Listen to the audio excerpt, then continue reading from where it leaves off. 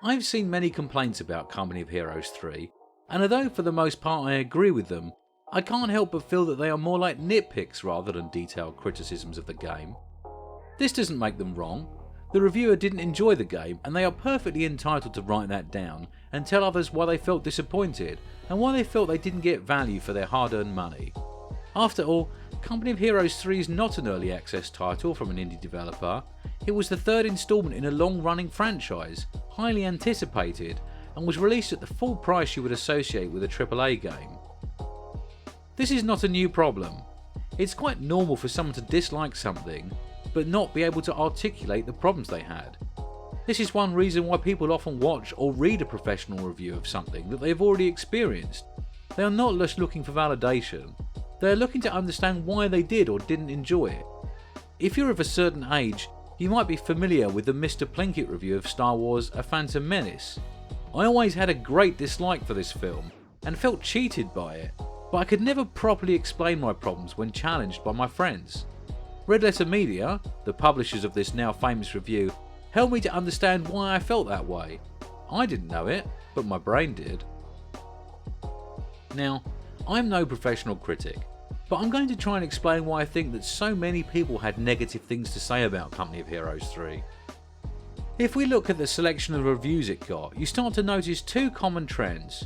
Firstly, the negative review came in within the first hour or two of playtime, meaning that the reviewer didn't get very far into the game at all. Secondly, the things they focus on and the language they use are all eerily similar, which feels like they are copying another reviewer's opinion rather than writing their own.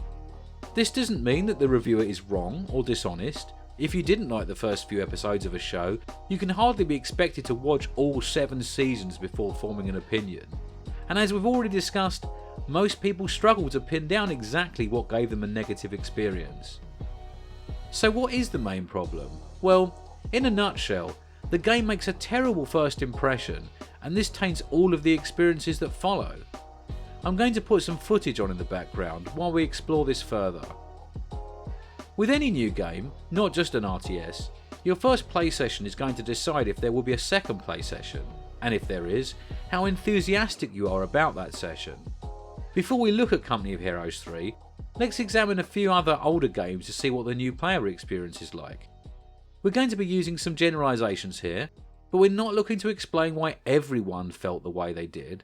We are trying to understand why the majority did, so I think it will be safe to do so. Let's imagine the average player. Average gamer buys and installs a new game.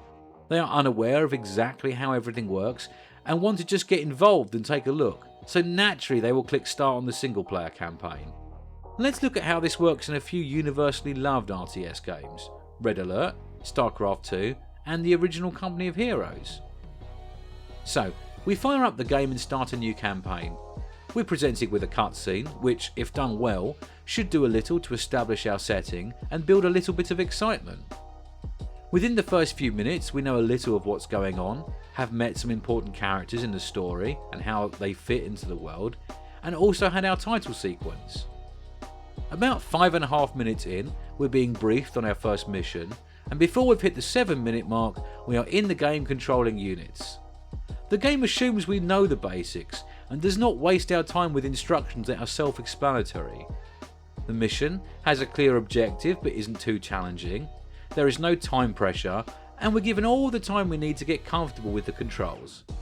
By 15 minutes in, we've completed our first mission and are given another cutscene to expand our world and to brief us on what's coming next. It's a bit faster in Red Alert, but that game does not pull any punches. The 20-minute mark rolls on, and we're on to our second or third mission by now, and we have been gathering resources, building units, and have been given some objectives to complete. We are in control at this point, and it feels like we're really playing the game. Within the first 30 minutes of completing the install and clicking the start button, we're already well invested. We understand the universe, our characters, and their motivations. We're building units, gathering resources, and taking the fight to the enemy in the way we want to. It feels like we have agency, that the game is reacting to our decisions, and that we're not just pushing a cart along a fixed track. The game has given us a variety of units and abilities to experiment with, as well as teasing us with other units and features that we look forward to using in the near future. We're playing an RTS and we're loving it. We feel like it's a good game, and as soon as we finish a mission, we jump right into the next. Now, before we take a look at Company of Heroes 3, let's compare it to Iron Harvest. This game does have some merit, but I feel like it does a terrible job of introducing itself, and it's one of the reasons why it's unpopular and underplayed. It's from a smaller studio and is a lot cheaper, which is why I think the reviewers are far more forgiving than with the latest instalment of Company of Heroes, but I really have to question some of the early design decisions. The game looks nice, but our first introduction to the world is via our protagonist as a child having a snowball fight with some bigger and meaner children. Now, I guess this is to try and build her character and explain why she's so tough and independent, which, although a little corny, isn't the worst thing. However, following this, you are forced to play through a snowball fight between her and the other children, and this drags on for almost 5 minutes. Just when you think this terrible tutorial is over, her brother turns up and she convinces him to teach her how to shoot. Finally, over 8 minutes into the game, you kill the deer that you've been chasing around the map, and you think maybe I'll get to play the actual game soon. It even teases you a little, showing a couple of cool diesel punk mechs, which, to be honest, is why you bought the game in the first place. However, don't be fooled, you've got quite a journey ahead of you yet. We're now 12 minutes in, and we see the story of her brother going off to war.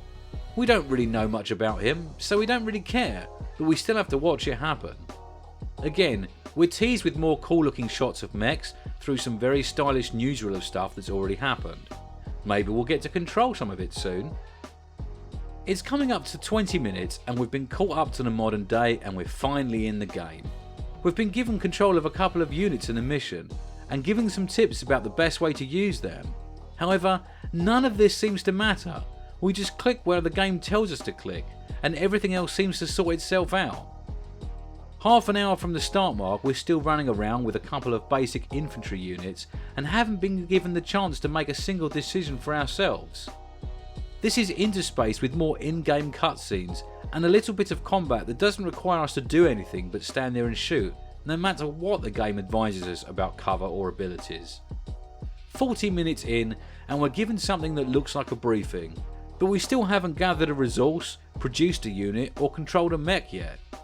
The closest thing we have is a couple of field guns that move at an excruciatingly slow pace, and then, finally, the game gives us a couple of mechs and a simple but satisfying objective. Hold the train station against waves of the enemy. This is an RTS staple, and we're excited to finally get stuck in and create our own victory. We position our units, check our lines of fire, and wait for the approaching hordes. Then, a pathetic amount of units walk directly towards us in a straight line, which we mow down in seconds, and then a cutscene decides that we're almost about to lose for some reason, sends a huge wave of reinforcements that we don't need and can't control, and then they have an amazing mech fight that we can't influence. Everyone cheers! We've won! Apart from the fact we didn't do anything, the people we were supposed to protect die in the following cutscene, and we didn't actually play an RTS game. This took an hour. We were at the computer for an entire hour and didn't actually get to play Iron Harvest at all. Now, I remember this was the point that I first gave up on the game, and although I did force myself to try it again a month later, finishing the single player campaign and even giving the multiplayer a go, by this time the game had lost 90% of its current players and was pretty stale. Which was a shame, because they had a cool setting, some nice ideas and good sound design. But none of those things mattered, because it bored us. Now, with that in mind, let's take a look at Company of Heroes 3. The first thing that hit me was a long loading screen, and I mean really long. Not everyone has 130 gig of SSD available when they first try a new game, and I can't help thinking that some other games might have covered this with the initial cutscene. This might seem like a nitpick, but it's the very first thing that some new players will see, and I was already getting a bit bored at this point. Finally, 2 minutes into my playthrough, I was presented with a cutscene, and again I found myself thinking, why wasn't I watching this earlier? We're introduced to some of our characters and the setting, and 4 minutes in I'm getting my first briefing from a corporal. Anyway, we're presented with a beach landing, which is a little disappointing as this had already been done in the first game as we saw a few minutes ago, but I guess it's a staple at this point. I did enjoy the mission, however it mostly consisted of clearing garrisoned infantry units out of buildings, which turned into a bit of a slog by the end. By the 12-minute mark I was complete, and still quite excited to try something a little less restrictive with a bit more variation. Another cutscene later, and then I'm presented with the strategy layer. This is normally a nice feature in some RTS titles and gives you a bit more agency over the direction of your campaign, allows for a variety in missions, and in more modern games often includes some customization options, such as perks or bonuses for your units. However, in Company of Heroes 3 it's a whole other game and not a very fun one. It feels like a cut down version of a Civ game and really out of place. I don't hate the idea, but I think it should have been far simpler and introduced a bit later into the campaign, as it puts a hard stop on the actual RTS gameplay that we were expecting. There are too many features, too many options, and 5 minutes into it I was getting very frustrated and wishing I could actually just play the core game. It dragged on, and finally, 25 minutes after I finished the first mission, I was able to play the next. The long wait was made even worse by having to listen to two generals bickering about whether logistics is important, and then finally being briefed on my task by the same corporal again. It took about 15 minutes to wrap up that mission.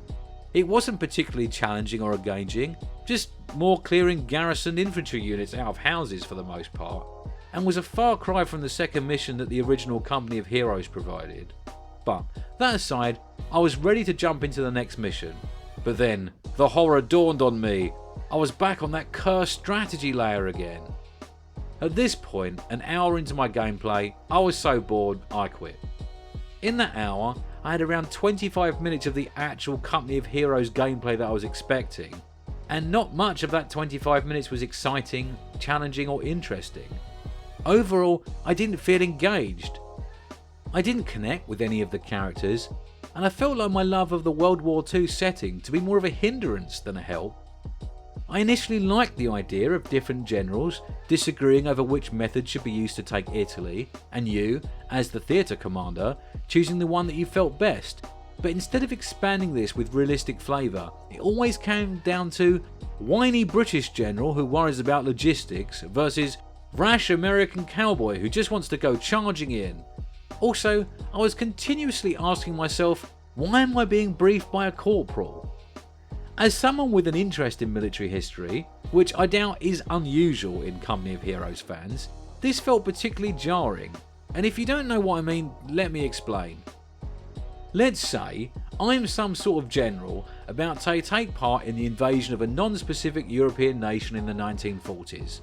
I've been given 3 divisions to command, about 35,000 men. Each of my non-specific divisions is made up of about 12,000 men, and split into 8 brigades, and each brigade with about 10 companies. My non-specific companies are led by a captain, who is in charge of the 150 men beneath him. His combat force is split into 3 or 4 platoons, each platoon led by a lieutenant. The lieutenant is in charge of 3 squads of 12 men, each one led by a sergeant, and finally, each of these squads is split into 3 sections, with the 2nd and 3rd section led by a corporal. It's a critical non-commissioned rank, but there will be thousands of corporals in such a force, and is only 1 rank above the regular soldier. It bugs me a lot that this Corporal Joe Conti knows so much about the overall operation, and seems to be involved in the briefing of each major action. I can't help but feel that if they had showed this script to a historian, they would have said something simple like, make him a captain. This would have made so much sense. Captains are in charge of companies. You're given companies to move around on the strategy layer. You're given about a company's worth of troops in an individual battle. It's called Company of Heroes. The clue is in the name. A captain is probably the highest ranked individual that would have regular contact with a private soldier. It just does not fit the setting. So let's look at the introduction the game gave us. It bored us with long loading times, bored us a little more with a slog of an opening mission, and then it bored us to tears with too much busy work between missions. We don't particularly engage with the characters of the story, and they feel out of place for the setting. The missions we did play didn't really challenge us, we didn't have much agency about how to complete them, and we never really had to think about resources. After we finished each mission, we're not excited to jump straight into the next because we have to spend more time on that damn strategy layer. Note that none of the above criticisms mention the graphics, the sound design, the music, the UI layout, the zoom level, pathing, or voice acting, because, well, these things just aren't that important at this stage as long as we're having fun. And we're not. And because we're not having fun, we leave two things. Firstly, the game, and secondly, a negative review. Hi, I'm Calivan. I hope you enjoyed this breakdown, and thanks for making it through the strategy layer. I would love to hear about your experiences with both Company of Heroes 3 and Iron Harvest, and if you enjoyed this, please like and subscribe to protect my fragile ego.